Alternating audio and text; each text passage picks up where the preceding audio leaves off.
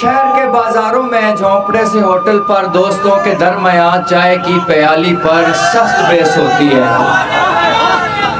کہ آج کل حکومتیں سخت ظلم ڈھاتی ہیں، ظالموں کی ساتھی ہیں۔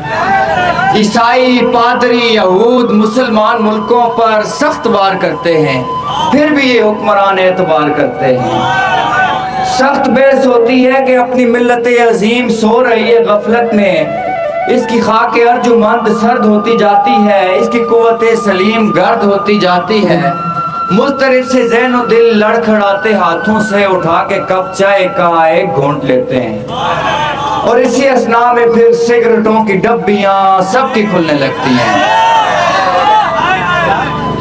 ایک تیلی ماچس سے جلا کے سگریٹوں کو سب پھر کلام کرتے ہیں کہ اپنے شہر میں بھی اب رسم و راک ہو گئے، لوگ جو بھی اپنے تھے وہ پرائے ہو گئے۔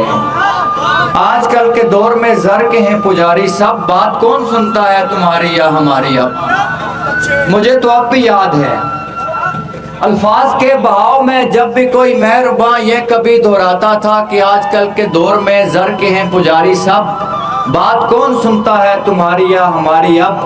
مجھ کو یاد آتا تھا تمہارا وہ چہرہ بھی، شہر کا وہ ہوٹل بھی، دوستوں کا پیرا بھی، بہار کی وہ شام بھی، شام بہار آخری، وہی ہماری بیس بھی جس میں تم یہ کہتی تھی وقت کو گنواؤ مت، بیس میں اڑاؤ مت، لگا کے سگریٹوں کے کش دھوئیں میں اڑاؤ مت۔